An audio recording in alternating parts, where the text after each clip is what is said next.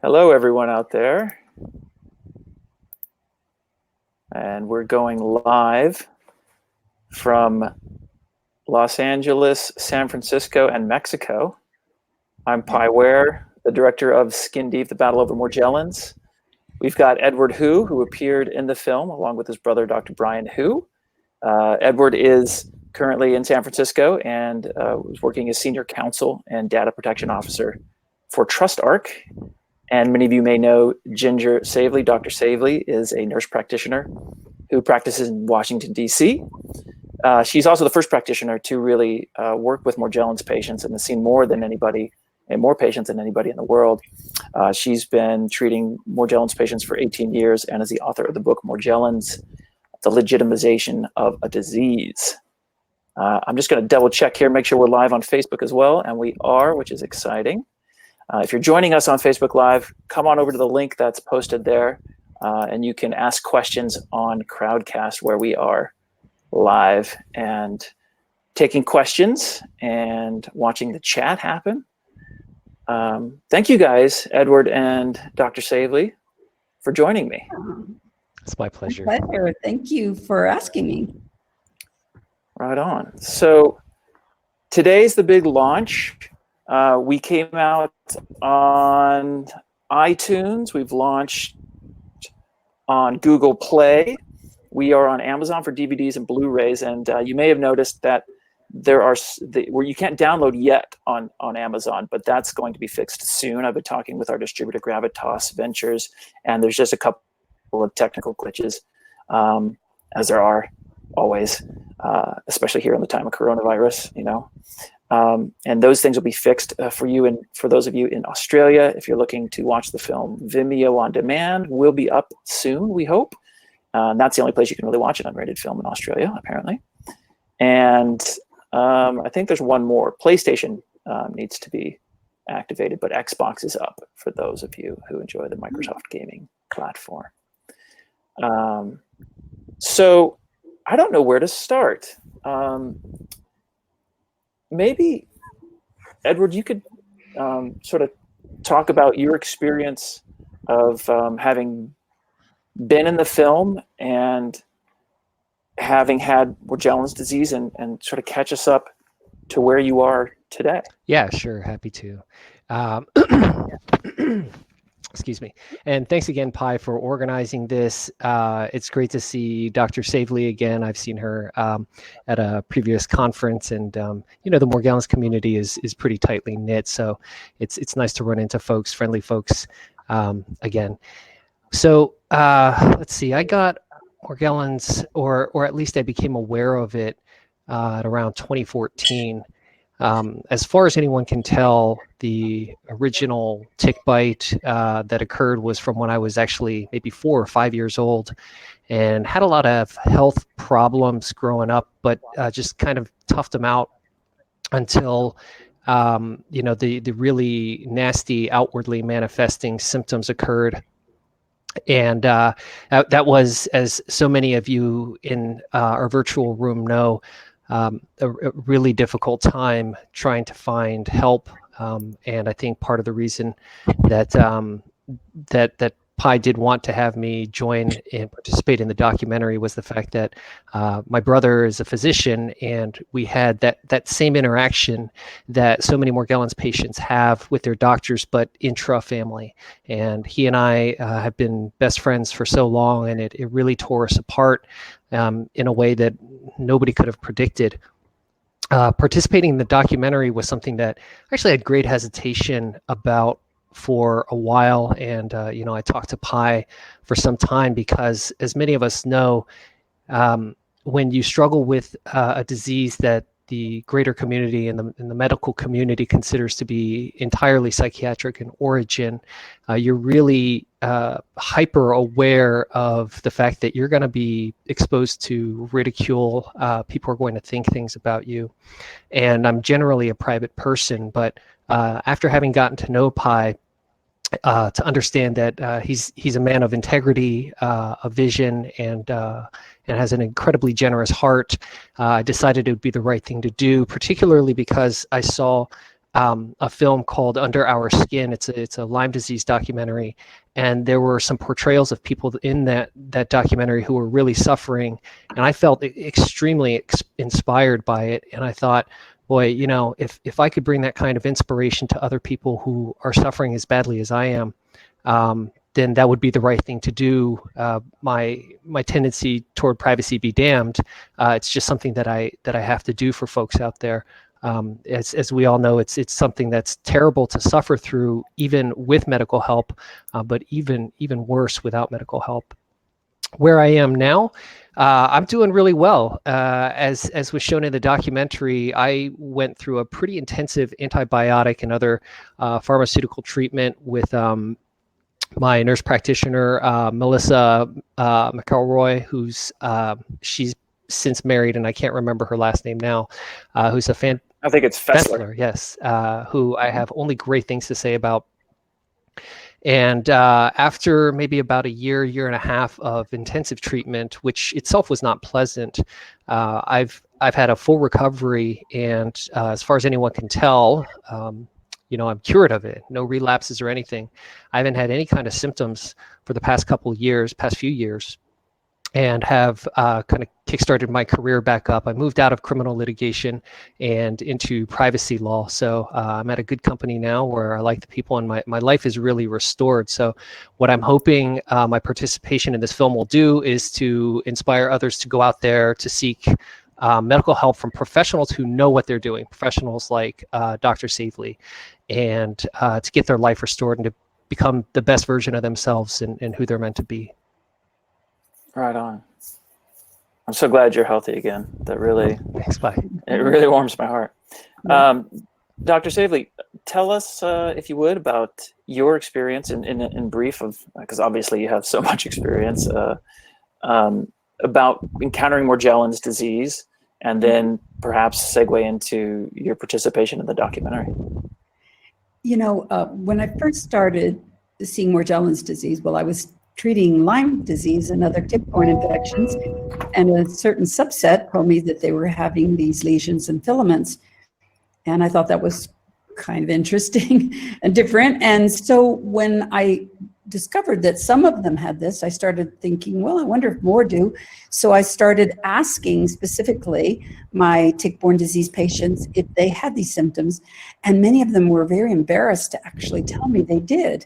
They had been withholding that information from me because they said they were afraid that I would think they were crazy. And so it turned out that there were several of them and that had these symptoms. And so I began treating the Morgellons patients the way I've always treated the tick-borne disease patients. And within a very short time, a year or two, I began to realize that the best way to treat these patients and get them better was to treat them as though they had Bartonella. Bartonella is one of the co-infections of Lyme disease that's also spread by ticks and can be spread by fleas as well. We don't know all the different vectors for it. But anyway, if I gave a Bartonella treatment to a Morgellons patient, that's when they would really start to improve. And so I began to spread that information as far and wide as I could amongst my colleagues, mostly the Lyme doctors that I was colleagues with, and tell them that, hey, if a subset of your Lyme patients are complaining about these symptoms, this is what you need to do. And I started to have some success, and people started to get better. And that was really exciting to see them get better, because I've never seen a more miserable group of people, much more miserable even than the Lyme patients, because they had something that no one would accept or believe. And then it's pretty awful when you lose sometimes your spouse, your children, your best friends, your job, everything. And so it felt so good to be able to help these people regain their lives. And what was your experience like being in a documentary? I know it can be a little odd having cameras and microphones following you around. Well, I don't know if everyone knows, but we were working on this for 4 years. And so it seemed like everywhere I went, there were many cities in the United States where Pi and his guys were following me around. And the other thing that I think most people don't realize when they see a documentary is that many hours of filming are left on the cutting room floor, as they say. And so actually only a little bit of it ends up in the final production. And that takes a lot of skill to decide what to actually include in the final thing. And that's what Pi did. That's his skill as an editor, is figuring out what of those important hours worth of information that he gets from so many different people will tell the story the best. And that's a hard job. I would not want to have it, Pi. Yeah, that's why it takes so long to make a film, honestly. It's just right. trying to tell the story in a way that you'll enjoy it. And like what Dr. Sable was saying, we shot so much footage, and a lot of it's very good. So in our free time, which we don't have much of because we're trying to launch this movie and get it out there to everybody in the world, but after this launch happens, we have a couple of volunteer editors, including our co-producer, Sydney Nemero, who's going to help us take some of that footage and create short films that we'll release in the next few months, highlighting more in-depth science with Marianne Middleveen, looking at some more patient stories. There were two couples that we shot with, both of whom the husbands had essentially put their wives into psychiatric facilities when they were suffering from Morgellons symptoms. And then in both cases, the wives of the couples were treated by psychiatrists who said, you know what, you don't have a psychiatric illness. You have some kind of biological illness. And they were released from the psychiatric facilities. And then the husbands felt horrible and then became very supportive of their wives and showed up at the Morgellons conference in Austin, Texas. And we had a conversation with them. So we'll release sort of some more extra content in the coming months, so that you guys can follow up out in the audience with that. I wanted to take a brief moment to, if you're new to Crowdcast, which this is my first official Crowdcast webinar, I guess they're called, Q&A. If you're out there in the audience, if you take a look at the lower right-hand part of the screen, you'll see that there's a place where you can ask a question, or you can upvote. You can vote for questions that you want answered. There are some polls for you to answer, asking about the film and your opinions. And we'd love it if you have a question, you can ask it, and then we'll take it. In fact, maybe we'll take. I just noticed in the comments, Pi, there's somebody, I think Molly Hasty or Hasty, one of those couples that you mentioned, is listening now. Oh, there she is. There's Molly. Yeah. Hi, Molly. And hi, Katie. Oh, it's Katie with us. That's correct. Yeah. Hi, Katie. Okay, so let's take our first question. Maybe this is for you, Dr. Savely. The question is from Mel Tucker. Okay. How can anyone get help in a state that doesn't have one Lyme literate doctor and doctors who know nothing about infectious disease? Wow, that is just so difficult and something that causes me great distress, because I know there's so many people that can't get help. If by any chance, if you could find a doctor, even a primary care doctor, that was at least sympathetic, I'd be more than happy to provide them with information about how to treat you. I've done this with many doctors who've contacted me from all over the United States. I know how hard that is to find. You basically have to find someone who's just sympathetic, and who believes that you have a real disease. Now, I've found that usually that is best achieved by a provider that you've already had a long relationship with. Maybe your family doctor you've been with for years. They're going to be more likely to realize, hey, you know what? I know this person. I know they're not crazy. I know there's something going on here. But not all of you have that advantage of having a family doctor that you know really well. You may be going to a family practitioner in the clinic that you only see maybe 5 minutes every several months, so they don't know you very well. It's very difficult. The few of us in the country who are treating this, of course, our patients come to us from all over the United States, but that's not easy to do because it costs a lot of money and it's not easy to travel when you feel so sick. All I can really say is if you can find someone who's at least sympathetic, I'm more than happy to help them. There's no cost for this. And also, I have maintained a list of doctors I've encountered throughout the United States who are interested in helping. I'm not saying they're experts, but they're people who have shown that they're sympathetic and are interested. And so if you email me, I'll be happy to share their names with you. My email address is LymeDC, so Lyme as in Lyme disease, Lyme, and then DC as in District of Columbia, @gmail.com. All right, thank you. Before I take the next question, I actually had a question for you, Edward. What, you know, we when we deal with a major issue, whether it's a disease or a change in lifestyle, we always have surprises. What was the most negative surprise, and what was the most positive surprise that you encountered throughout your deal with Morgellons disease? I think there's so many surprises with it. It's such an unusual set of symptoms that come with it. I think the most negative ones, they would have to, it'd be a close tie between the neurological issues. And I noticed one of the questions, this is kind of answering one of the questions posed by Chris Brown. What are the late stages like? Well, it goes neurological and it affects your central nervous system. And you can end up with a lot of nerve pain. You can have trouble like with your motor control. So everyday things that you just think about doing with your hands and your legs, suddenly you find you don't have that degree of control over. That was a pretty scary one.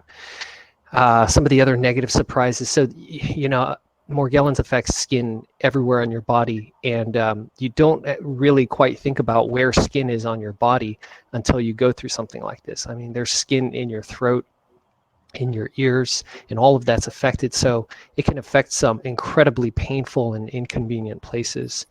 So you know, that and just showing up with lesions all over your face at places, people would look at you.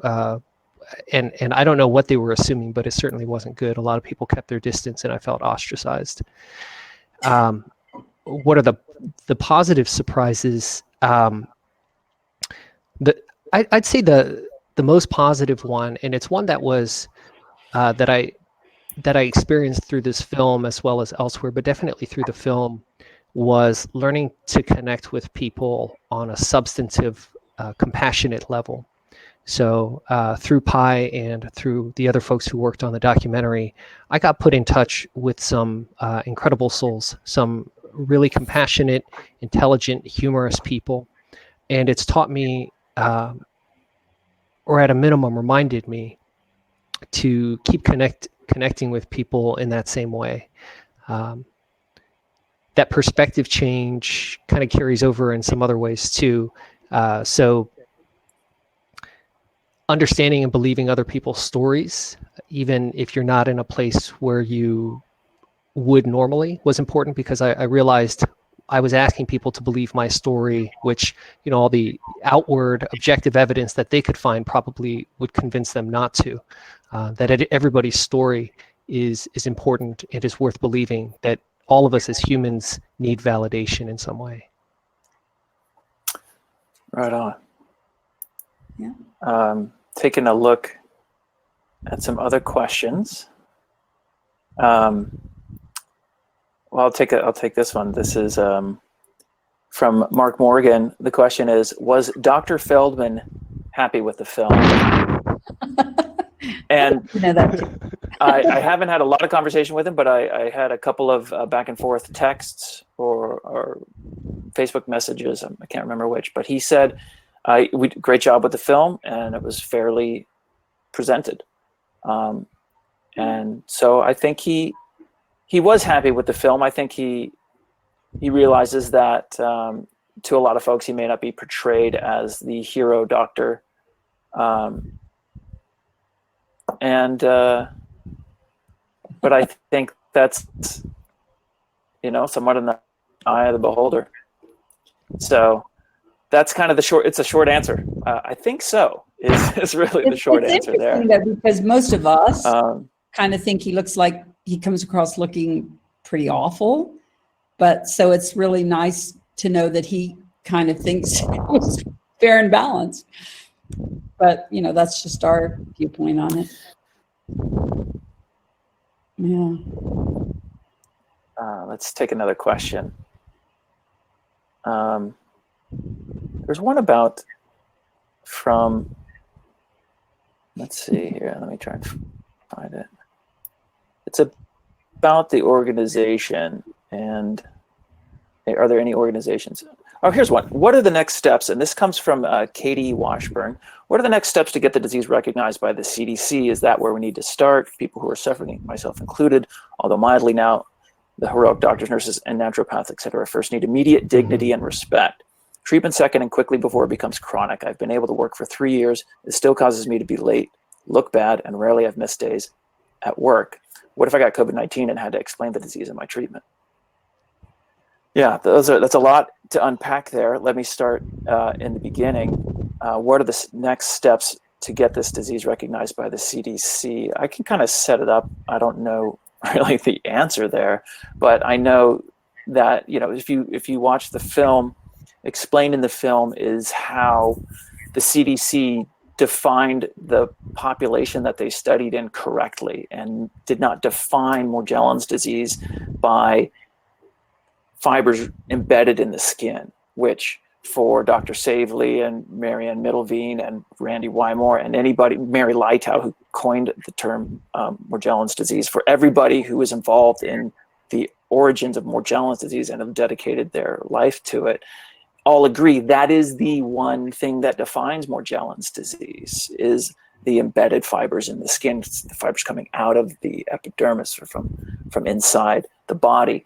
That's key, because definitions for Morgellons disease have really gotten out of control, where if you go online to YouTube and you just type in Morgellons disease as a search into the YouTube search, more videos come up about chemtrails being dropped by the government to get into your skin and to control your mind than do scientists explaining the infectious disease process of Lyme disease that could then lead to something like Morgellons disease. So that's what, the CDC misdefined Morgellons disease. And to get the disease recognized by CDC, I would say before the coronavirus, I think it's much harder. Now that the coronavirus is everywhere and that's all anyone's talking about, and everyone's aware that the first set of tests that was put out by the CDC were faulty. Now, we all make mistakes. Organizations make mistakes, but there is some kind of strange belief within the medical community that the CDC doesn't get it wrong ever, that 100% of the time they get 100% correct. And so if they did a study on Morgellons disease and finished it in 2012 and put out the results, it cannot be wrong. And you can see how Dr. Feldman uses that in his argument with Marianne Middleveen in the film Skin Deep. He says, look, the CDC studied it, they found that it was probably cellulose fibers, and that's that. And that's the end of the debate. But it's not the end of the debate, because the CDC is fallible just like everybody else. And now after the coronavirus, everybody can see that. It was widely reported throughout the United States. They are fallible. And so if the belief in the general population changes and they say, well, you know what, the CDC is fallible. They set out the first set of tests for coronavirus were a big mistake. Maybe the Morgellons disease study is a big mistake and we should take another look. That can prompt the CDC to look again at Morgellons disease. But first we have to change the idea of the medical community and the population at large, which was my goal as a filmmaker putting out this film, is to reach the general population. Now, I don't know if you guys, Edward or Dr. Saley, have an idea about what Katie was asking with the CDC and with how to get the CDC to recognize it. But I have to say that one thing that wasn't mentioned in the movie is that when I first heard the CDC was going to do a study, I contacted them and I said, I have the perfect group for you. I have a pre-screened group of patients who all have lesions visualized by me in the office. They all have the symptoms. So really, you should use the group that I'm offering to you for this study. And they chose not to. They chose to unfortunately use Kaiser, and they did not have a tightly defined group with specific inclusion and exclusion criteria, which you absolutely have to have for any kind of study. And so I do think the other thing that I didn't I felt wasn't entirely clear in the film is that the study didn't take 4 years. The study took 2 years. 2 years and they were done, and then 2 years later they reported it. Now, why is that? Why did they take 2 years to report a study they'd already completed? And I have some ideas about that, but I don't want to, kind of get into conspiracy theory type things. But, I think there are some people there that understand that there's something going on. And so I think that it has to be reintroduced to them. But right now, COVID-19 is overshadowing everything. So this is not the time, because that is taking over everything right now. Hopefully there will come a time when we're not as worried about that anymore. I have no idea when that will be. And then we can proceed with what we want to do with getting Morgellons recognized. Mm-hmm. Let's take another question here. I'm getting a note here. Nope, we're good. Okay, so the question is from Sheila Burgess-Lusk. I hope I'm pronouncing that correctly. Sorry if I'm not. My name gets mispronounced all the time. Are there any official Morgellons organizations that have represented us before Congress? If not, maybe one will develop after the documentary comes out. So I think as far as representation of Morgellons patients, I think that the premier organization is the Charles E. Holman Morgellons Disease Foundation. And if you saw the film Skin Deep, the sort of our main character, the woman that we follow most is Cindy Casey, who runs that organization. It was founded by her late husband, Charles E. Holman, and he was a great support to her until he passed away. And we cover that story. It's kind of a heartbreaking love story with a tragedy in it, and then a rebirth after the tragedy in the film. I encourage you to watch it and learn about Charles E. Holman. And her organization is probably the best equipped to represent Morgellons disease patients. And they have spoken with Congress people, not many, back in the early aughts. And I think, Dr. Slavey, you were probably involved in this. This was before my time knowing about Morgellons disease, but I know Mary Leitow had the Morgellons Research Foundation, and they reached out to a lot of Congress people. This is covered in the film. There's a big letter writing campaign and a lot of phone calls, and there was a lot of action that led to the CDC's first study of Morgellons disease. But since then, there hasn't been a whole lot of political activism or political outreach. I think you see in the film that there's this surge when the Lyme disease community of Austin, Texas, through the Texas Lyme Disease Association and the Morgellons disease community come together and do a march at the Texas State Capitol. And then they also have a meeting that morning that was facilitated by a Texas Lyme Disease Association member at the time to talk to a senior member of a congressperson's staff. I don't remember names right now, but that was kind of it. And I think Nancy Egger, one of the volunteers from the Charles E. Holman Foundation, says this is the first time that we as an organization have spoken within the halls of Congress. So there hasn't been much, but there could definitely be more. And let's hope that we can encourage people and get them excited about contacting the government and the representatives to get Morgellons disease taken seriously.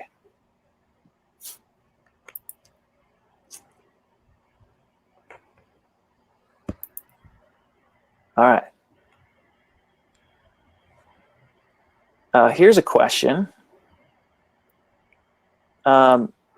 Maybe both of you, Edward and Dr. Savely, can take a stab at this one. This is from Bevy Risbro. I'm sure I mispronounced that, but that's Bevy Risbro, we're going to say. And her question is, what's the best way to approach a doctor to get help with Morgellons? I'll let you start on this one, Dr. Savely. Oh, well, I've written about this so much in my book. The book, I really wanted patients to know that there's better ways to approach doctors. And unfortunately, I mean, I really hate to say this, but there are certain words you can use that will prejudice a doctor against you. And because we want you to get the best treatment you possibly can, it's very important that you describe your symptoms in a way that just details exactly what you're feeling rather than giving names to it. So, for example, to say something like, I have lesions and I have things coming out of the lesions, and some of them are small and hard and white, and some of them are, pink or whatever. But unfortunately, I do have patients that sometimes will say things like, I have shrimp coming out of my lesions, or I have fleas coming out of my lesions. And really, it's better not to give names to those things, even if they may look like those things. But unfortunately, that's going to prejudice a healthcare provider against you. So you just need to really describe them in terms of what you're feeling and what you see, and not give names to things. And that's just the way it is. I mean, it's just the way it is in terms of getting a doctor to believe you and want to help you. And I think that's a really important thing. And I know the nurses with the Morgellons, the Charles E. Holman Morgellons Foundation, are always encouraging patients to do this same thing. Edward, what was your experience with the medical community? Did you see doctors before you ended up seeing Melissa McElroy-Fessler? Yeah, so my first experience was with my brother. There's a wealth of information out there. I mean, there's a lot of bad information out there about what Morgellons is, but there's also a pretty tight-knit community of people who legitimately have it and are trying to figure out what is going on with their bodies. And there's a lot of good advice out there too. One of the first things that I was reading over and over was, don't tell your friends, don't tell your family, don't tell your doctor, because this will result in you going through the most painful period of your life, where you lose your credibility, you lose your friends, people start to believe that you have a psychiatric illness. And my heart really went out to those folks. But I thought my situation was exceptional. I thought, well, you don't know my family and you don't know my friends. And these are folks with whom I've built up my personal credibility for years and decades. And sure enough, the first doctor that I went to talk to was my brother, who told me, oh, you're suffering from a purely psychological or psychiatric issue. You need psychiatric medication. You don't need antibiotics. So that was really disheartening. And I don't mean for the moral of my story for folks out there who are in a similar situation to where I was a few years ago, to not seek help. I think the right way to go about it is to identify the doctors who know about how to treat Morgellons, who understand what long-term Lyme disease is, who understands it as a pathogenic thing. And the best way to go about doing that is to look at I think it's the International Lyme and Associated Diseases Society, ILADS. Mm-hmm. I can't remember if that's the exact one, but they have a listing of doctors which you can email them and they'll send you back the physicians that would be able to help you. So when I went into Dr. Stricker's office, where Melissa works, where nurse practitioner Fessler works, I came in armed with all of that information that Dr. Savely just talked about, putting aside for a moment the kind of outrage I feel internally that people with a genuine bacterial illness have to game the system just to get treated. Putting that aside for a moment, I came in with that list, and I started to kind of talk about my symptoms in a very objective and sometimes a roundabout way, omitting those symptoms that were the most baffling to me. And much to my relief, the doctors there, both Dr. Stricker and Fessler, and nurse practitioner Fessler, said, look, Edward, you don't have to start there with us. We understand and we believe you. So I think, while I understand that some folks don't have the luxury of being close to Lyme literate doctors, I would strongly recommend that you go to a doctor who is going to believe you in the first instance, where you don't have to fight for your own credibility, where you don't have to start out looking like somebody who's just purely psychiatrically compromised.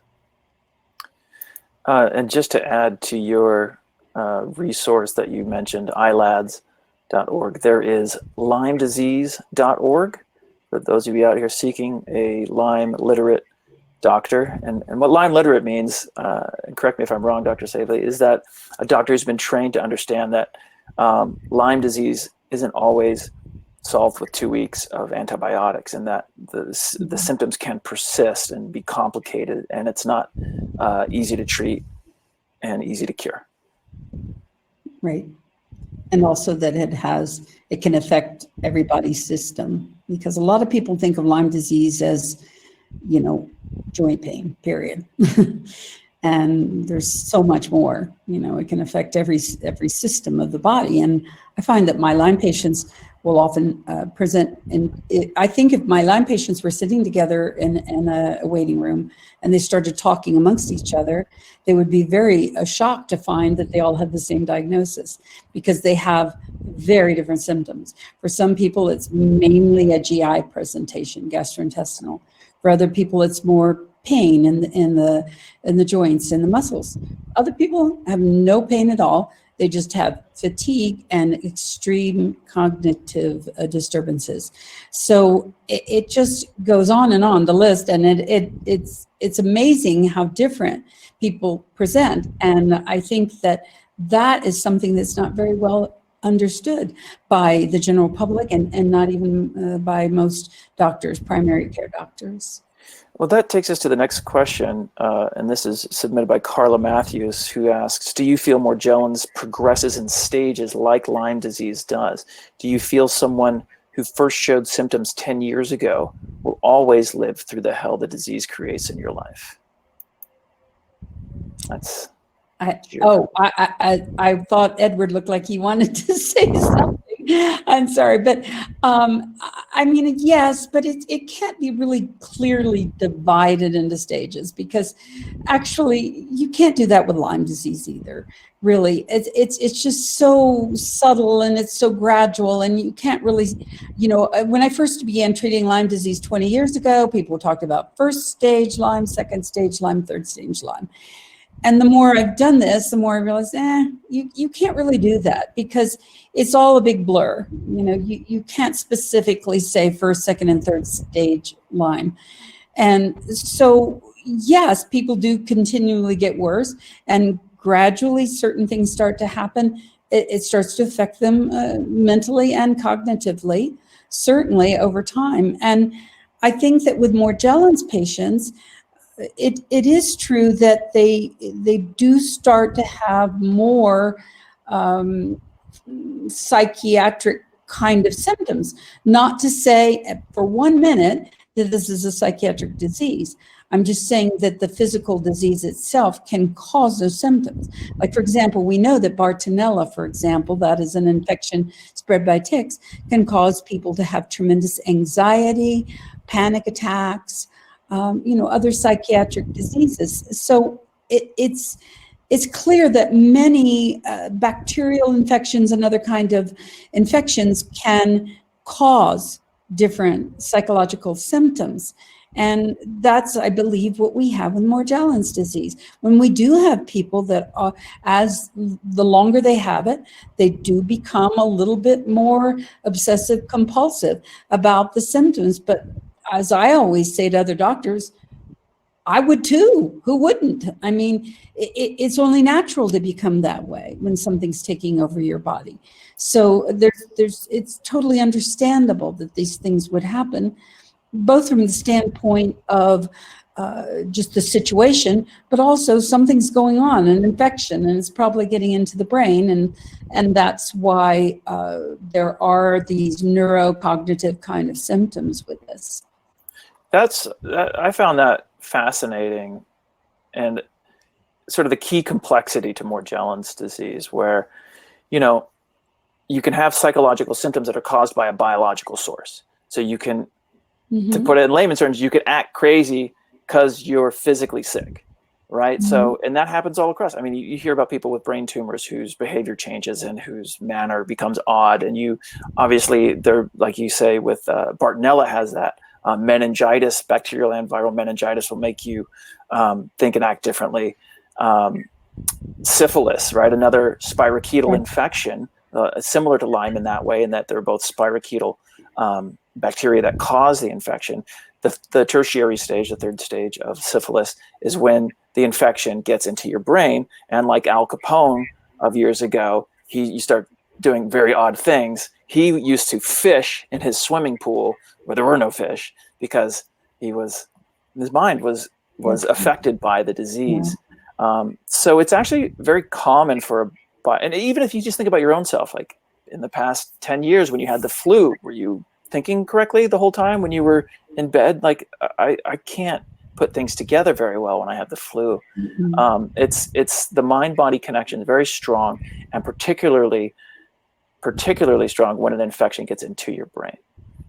So that was the key complexity for me. And sort of on the other side is the filmmaker, like seeing this, it was complex to see people grab the term Morgellons disease and then use it for their particular thought process. And I ran into folks who didn't have lesions on their arms, didn't have fibers coming out of their skin, but they would use the term Morgellons disease to describe their mania and say, oh, it's Morgellons disease, it's the parasites. There's one person in particular who never made it into the film, but he was saying there were parasites in the ink of the grocery bags that were making him think this way, and that was Morgellons disease. And then he actually made a giant video and put it online. And so to other people watching that video, they're like, oh, well, that's what Morgellons disease is. It's crazy talk. That can be the conclusion. And so I really wanted to, as a filmmaker, go back to the original definition that Mary Lighthouse coined, and it was about the fibers coming out of the skin and lesions and all the Lyme disease symptoms that accompanied this illness, and present that as the sort of true definition so that we can get a handle on how this thing is thought about and how it's defined within the larger community. Because right now it's sort of inverted. The bacterial infection as a legitimate biological disease is sort of the marginalized understanding of Morgellons disease. And the chemtrails used to control your brain, that's the government. That's the greater, that is a more popular understanding. And we have to shift that so that it becomes something like cancer. Everyone understands cancer now as to be, cells and not a fungus. But you can find somewhere on the internet that cancer is a fungus. I actually looked this up, and someone has this opinion. But everyone in the general population understands that that's a minority opinion, it's a fringe opinion, and it should be suppressed as far as a belief system goes. So, that's the goal, is to try and invert the situation with Morgellons disease right now. And to give people hope. I think that was another big goal of the film. And that was why it's interesting, Edward, I don't think I've ever told you this, but when we met and we first filmed you and your brother having that conversation, and then me and my director of photography, Alex, and my co-director at the time, who began with me, Lev Mergian, who became just a producer capacity later in the film. He and I and Alex were all talking in the car, and we had this vision that, I hope that this antibiotic treatment really takes for Edward, because he's really a credible, intelligent human being. And I think in the end of the movie, if he can, like, he and his brother could come back together and like they go hiking like they used to, and that'll be such a hopeful message for the audience. And to actually have that play, you know, that was sort of our idea, our pie in the sky, this like, yeah, you know, hope that this would happen. And then it actually played out in real life, just like we had hoped it would. That was really inspirational, and that's an important message that I wanted to make sure was in the film, and we got very lucky with your case, of course. And one of the reasons that I want that message of hope to be so prominent in the film is because there's this terrible, terrible thing about Morgellons disease. And someone asked here, Tracy Pollard asks, is there any guesstimate how many people have committed suicide over this? And, you know, that was my big question when I made the film too. And I sat down with a couple of physicians, Ginger Savely, nursing practitioner. Sorry, I said that wrong. Nurse practitioner Ginger Savely. We sat down together and we crunched numbers. And we crunched the numbers so that it became apparent that the statistic is that the Morgellons disease population is 800 times more likely to commit suicide than the regular population. That's not 8 times, it's not 80 times. It is 800 times more likely. That is staggering. And if you've seen the film and you get to the end of the film, I won't give it away, but you'll know what I'm talking about, because one of the subjects in the film took their life while we were, you know, not while we were filming, but during the period of time we were filming. And it was tragic and heartbreaking to us. So that's our best guesstimate, or even we did some hard number crunching to try and get as accurate a figure as possible. But a total number, I don't know. Dr. Savely, do you have? No, because numbers on that? we only know, because I mean, half the time, who knows? A lot of the people have not even really been diagnosed with it, you know, that have committed suicide.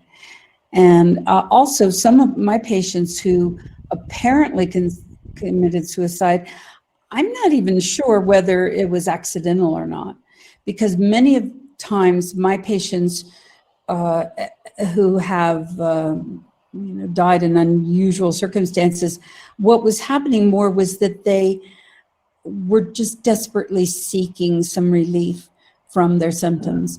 And definitely they wanted pain relief, and they wanted to be able to sleep. And so they continued to take more and more and more medications that, when all combined together, became so sedating that their system shut down and they passed away. But I don't know in many of the cases whether this was intentional or not. It's just, they were desperate and they kept trying. And then the other thing that I've seen too is that the cognitive disturbance that patients have will often lead them to take too much of a sedating medication, simply because they've forgotten that they already took it. And so they will take too much of it. They'll continue to take it again and again, forgetting that they had already taken it. And that's another thing that I've seen. So it's very hard to know for sure sometimes exactly which one of these are true intentional suicides. There's a question here from Molly Hasty. Hello, Molly. Molly participated in the documentary. I'm very grateful for your participation. And we'll try to get that short film about you and the other couple out. Your question is curious about how this film and science will be received by those suffering from Morgellons who are convinced their illness is caused by slime mold, mites, collembola, chemtrail, Bartonella, etc., and do not accept that a Lyme infection plays a role. Have you heard anything thus far? I know it's early. I'm hopeful this documentary unites us. Well, I'm hopeful it unites us too. Mm-hmm. I have heard quite a bit over my 5 years of making the film from the other populations, from folks who have different ideas about what causes Morgellons. Because as an editor, I was able to create little pieces that I would share with the Morgellons community over the past 5 years, a 5 or 10, 15 minutes, sort of like a sample reel that showed the perspective that Skin Deep was taking to tell the story of Morgellons. And it's different than those who consider it caused by Columbella. So, I've gotten some nasty Facebook messages. I've also gotten some, those nasty Facebook messages are like, hey, idiot, you're doing it wrong. You're stealing money from sick people to tell the wrong idea about Morgellons disease, which is chemtrails or which is Columbella. Like, very angry, very passionate messages. I've gotten a lot of those. And I understand the passion, because if you think you have an illness and someone is explaining it incorrectly, you're going to get angry about that. So I have patience with that, but it's also like, I'm not going to really respond to someone just screaming at me on the internet. But I also have engaged with folks who have different ideas about what Morgellons is, and they've been respectful. And what I've tried to do is say, like, I know you think that this doesn't have anything to do with Lyme disease, and that's sort of more the perspective that this film is taking, is from that perspective, from the Mary Leitow, Dr. Ginger Savely perspective. But I hope that you can agree that the approach to having an empathetic understanding of the patient's suffering is what we can all agree on. So that's where I try to bring us together. So whether those patients think that it's mites or slime mold or chemtrails or Columbella or some other, like Bartonella, the thing that I try to bring to the table is say, like, whether the science is in or not on this, and it's not completely, definitely, we can all agree on that. What we can also agree on is that the medical community can have an empathetic response to someone coming into their dermatological office and saying the word Morgellons. You don't automatically, upon hearing the term Morgellons disease, reach for an antipsychotic. You need to do a physical exam, and there needs to be an understanding of what the person's symptoms and suffering is before you refer them to a psychiatric facility or a psychiatrist. Right. And that's true for many diseases, not just Morgellons, I mean, I've seen this in other cases too, of patients just not being taken seriously. This is a problem women have had for many years when they have things like chronic fatigue syndrome or MS or lupus. They pretty much are discounted as having, this is all female hysteria, as they used to call it. And so I think this is something that I've been working toward for a long time and written papers about, is just really listening to the patient and validating their concerns and their symptoms, and not discounting them so quickly, but really thinking about what's going on with them and taking it all seriously. And I think that anybody who's a healthcare provider should be doing that. That's just part of what we should be doing. And it's shocking to me, honestly, that not all providers do this. It's very shocking to me. And it's, like you say, something that's a historical cycle where there's a new condition, and it doesn't fit in with the understanding of what medical books are teaching doctors in medical school. And there's this denialism that is the knee-jerk reaction. Oh, ulcers are caused by stress. That's the only way we've seen it. That's what's in my book. And don't you tell me about bacterial infections, Dr. Barry Marshall from Perth, Australia. We don't believe you until, decades later he gets the Nobel Prize. Or like Dr. Savely mentioned, chronic fatigue syndrome. I'd love to point everybody here who's seen our film to another great documentary called Unrest by Jennifer Brea, who suffers from chronic fatigue syndrome, or also called myalgic encephalomyelitis. That's a mouthful. Yeah, it's a big one. That's the name of the disease, I think. And it's a fantastic documentary. It's shot from a very personal point of view. It's her point of view and her husband, Omar, dealing with the disease. And they talk a lot about what Dr. Sable is saying about the hysterical diagnosis that women receive historically when they present with symptoms that doctors don't know about. So, and of course, if you haven't seen Under Our Skin, the Lyme disease documentary, I highly recommend that. I love to position our film Skin Deep in that realm, and as sort of having received mentorship. And in fact, like literally, I talked to those filmmakers. I talked to Omar, who was Jennifer Bray's husband, and he helped guide us. And I talked to Andy Abrahams Wilson extensively about his filmmaking process. And that was very helpful to us approaching such a complicated medical situation of Morgellons disease. Mm-hmm. All right, let's take a couple more questions. We've got time for just a couple more. This is a medical question. I think this is for you, Dr. Savely, from Carolyn Brunston. I'm very concerned about losing eyesight. Fibers are becoming more and more dense. Also at the throat. Any remedies we can try? Yeah, honestly, I have had ophthalmologists tell me that they have actually extracted the filaments out of my Morgellons patients' eyes. We know this is, for certain people, this is a big symptom, not for all of them, but for some people, that's their primary location of the filaments. And it's a tough one because, believe me, I have tried through the years all sorts of different kinds of eye drops and ointments, antibacterials, anti-inflammatories, everything. Really, none of those things work. The only thing that will work is actually getting to the root of the problem and treating with antibiotics, and eventually the eye symptoms will improve as well. But for some people, they're one of the most upsetting symptoms, and like you say, then you get blurry vision. You can't see very well. And I think a lot of people want to know a quick fix for a particular symptom of Morgellons, but I haven't found any quick fixes for any of the particular symptoms.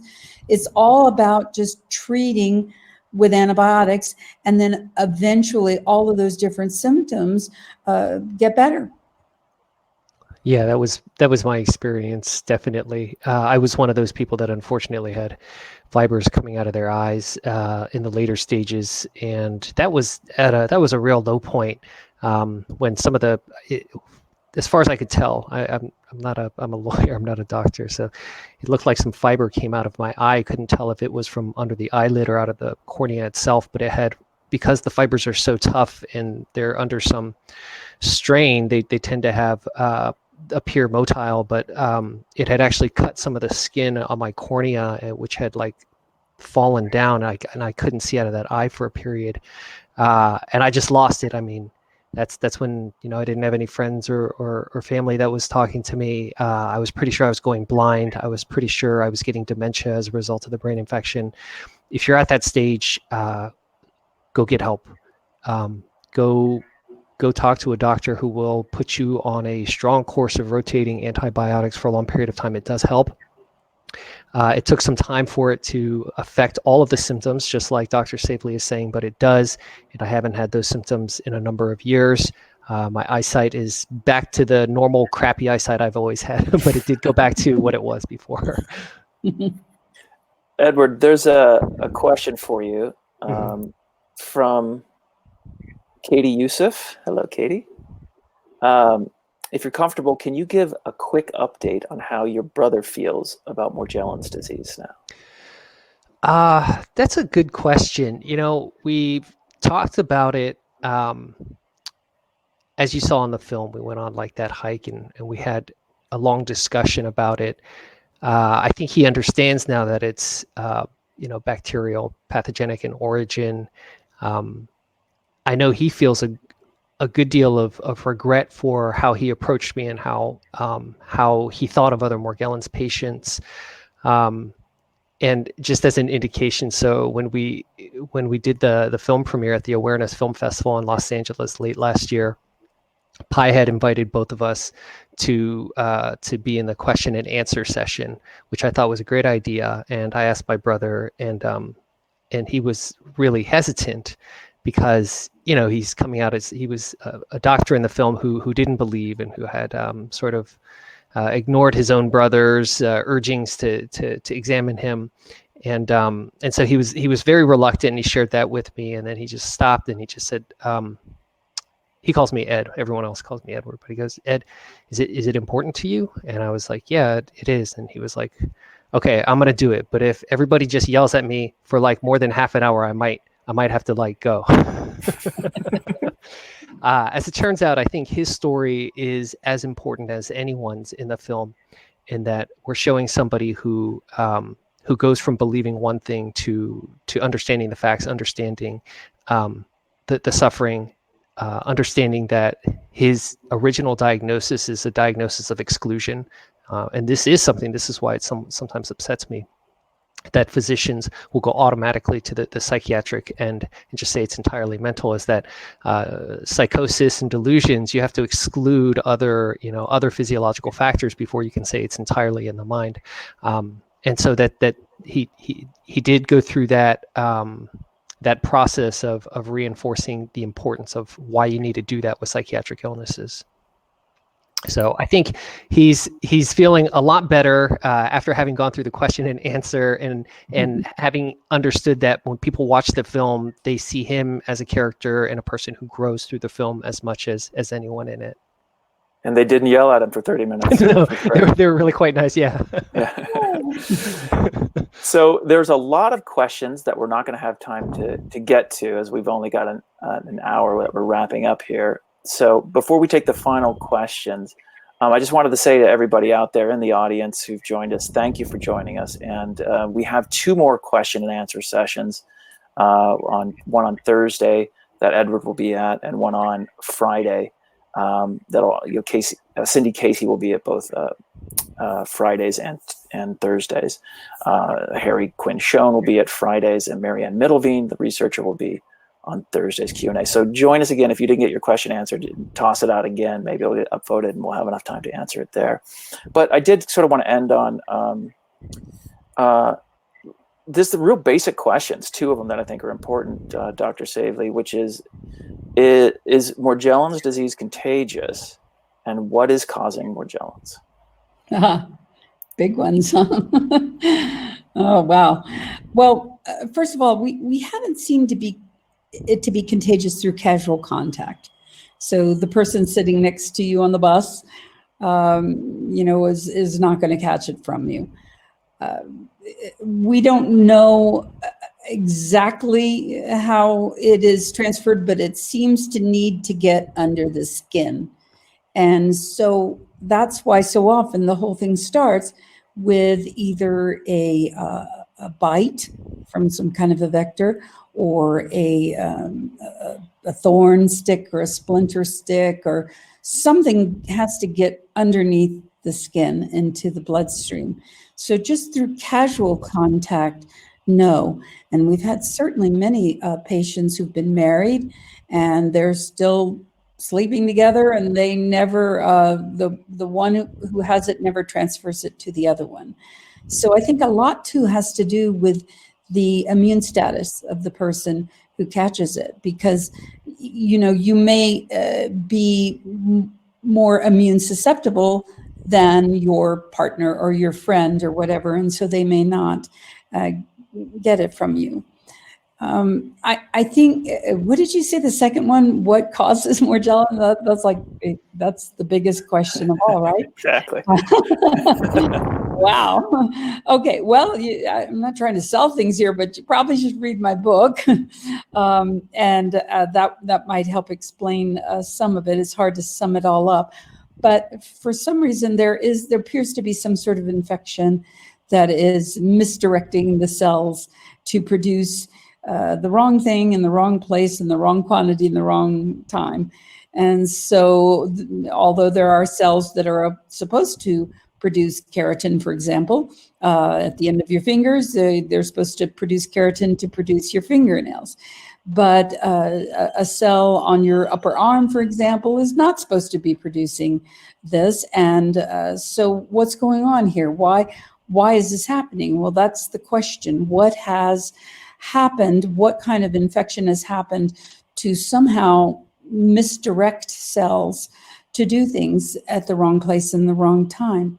And it would appear that is probably a bacteria. And, so far that seems more likely to be that than anything else. I get a lot of very angry people telling me, no, this is a fungus, but we have really looked very hard for that and not really found evidence of this being a fungus. At first, it was pretty clearly a fungus because we thought just the way that it fluoresced under the woods lamp and the way that it branched out, it really seemed very fungal. And that was our first thought. But as we've gone on in research, it's been clear that this is not a fungus. So more likely that there is some sort of a bacterial infection that has, I don't know, sort of made the DNA of the cell do things that it's not supposed to be doing. I mean, this is just kind of all guesswork at this point because, we're still looking. We're still trying to figure out exactly what's going on here. But it's interesting that the antibiotics do help. That would imply that it is some sort of a bacterial infection. A lot of times we'll treat things and we don't even know what we're treating because the antibiotics may work, but we don't know exactly why. We don't know exactly what we're targeting with them. So still more questions than answers when it comes to this. And stay tuned because we're trying to figure it out, and there are researchers working on it. The big drawback, of course, is that we cannot get funding for research. The NIH tells us that they do not fund research for diseases that do not exist.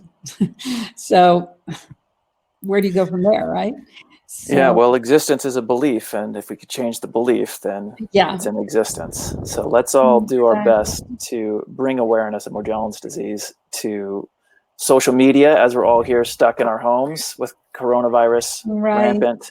Everybody stay safe, sane, and sanitized. Can I say one more thing, Pi? Yeah, absolutely. I just want to say, since there were other questions that were not able to be answered, I'm perfectly happy for you to send me an email at LymeDC, that's LYME DC, as in District of Columbia, @gmail.com.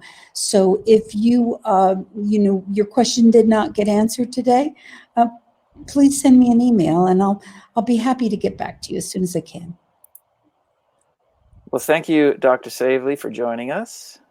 Thank you, Edward.